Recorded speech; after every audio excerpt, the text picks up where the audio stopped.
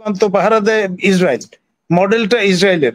আর আপনি ভাবছেন যে ইসরায়েল আপনার 7,000 মাইল 5,000 মাইল দূরে এই বোকার স্বর্গে যদি বাস করেন, তাহলে এর চরম মূল্য কিন্তু দিতে হবে দেশবাসী। ধারাবাহিকতায় কিন্তু মাননীয় প্রধান উপদেষ্টা চেয়েছেন তিনি যাতে কোন রকমের সারা শব্দে না করে চুপচাপ থাকেন, সেইটাও ভারত অস্বীকার করছে যে তারা সেই ভূমিকা পালন করতে পারবে না। কোন বিষয় যেটি প্রথমে হেফাজতে ইসলামের দৃষ্টি আকৃষ্ট হয়েছে, তারা আপনার এই নারী কমিশনের বিভিন্ন রকমের প্রস্তাবনা নিয়ে উদ্বেগ প্রকাশ করেছেন, এক ধরনের আলটিমেটাম দিয়েছেন।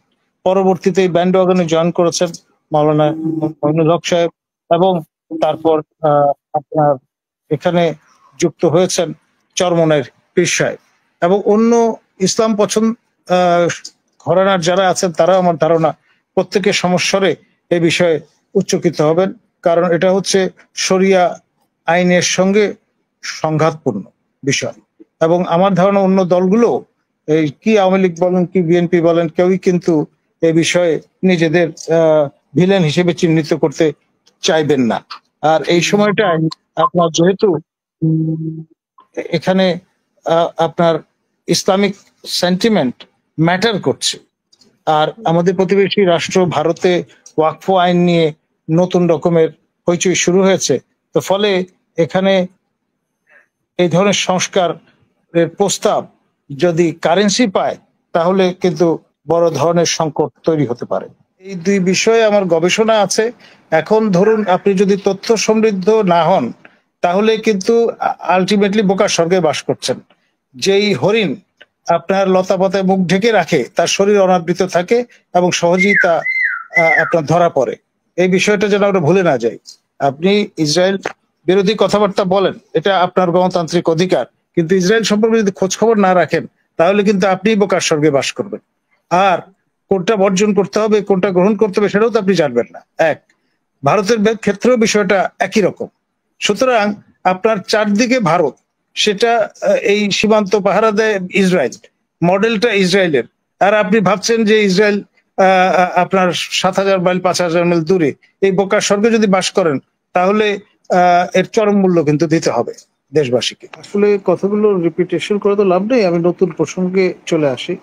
সেটি হচ্ছে মাননীয় প্রধান উপদেষ্টা ভারতের মাননীয় প্রধানমন্ত্রীর বরাত দিয়ে বলেছেন যে তিনি যা কিছু বলেছেন তার প্রত্যেকটা অনুরোধই ভারতের মাননীয় প্রধানমন্ত্রী গ্রহণ করেননি, তিনি ফিরিয়ে দিয়েছেন। এবং তিনি তার মধ্যে অন্যতম যে দাবিটা ছিল, তিনি যাতে শেখ হাসিনাকে চুপ করানোর ব্যবস্থা করেন, কিন্তু তিনি সেই দায়িত্ব নিতে অস্বীকার করেছেন।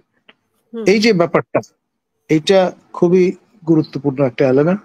কারণ হচ্ছে আমরা যেখানে আপনার ইন্টারপোলের মাধ্যমে তাকে প্রত্যর্পণের জন্য প্রক্রিয়া করছি, আমরা এই আন্তর্জাতিক বিচার আদালতে তাকে সামিল করার জন্য সর্বাত্মক চেষ্টা করছি, এবং তারই ধারাবাহিকতায় কিন্তু মাননীয় প্রধান উপদেষ্টা চেয়েছেন তিনি যাতে কোন রকমের সারা শব্দে না করে চুপচাপ থাকেন, সেইটাও ভারত অস্বীকার করছে যে তারা সেই ভূমিকা পালন করতে পারবে না। তার ফলে ব্যাপারটা কি দাঁড়াচ্ছে, যে আলটিমেটলি ভারত তাকে প্রত্যর্পণ করবে না, সেই ইঙ্গিতই কিন্তু এখানে বহন করে। তো সেই জন্য এমত অবস্থায় আমাদের পক্ষ থেকে আর কি করবার আছে, সেটি কিন্তু তিনি পরিষ্কার করেননি। একেবারে খোলামেলা তিনি কিন্তু আল জাজিরাকে এই বিষয়ে আপনার তার ইন্টারভিউ প্রদান করেছেন। একদিক থেকে ভালো যে অকপটে তিনি কথা বলেছেন, কোনো কিছু লুকোবার চেষ্টা করেননি, বা ডিপ্লোম্যাটিক নাইসিটির দোহাই দিয়ে তিনি নজর এড়ানোর চেষ্টা করেননি। ধন্যবাদ।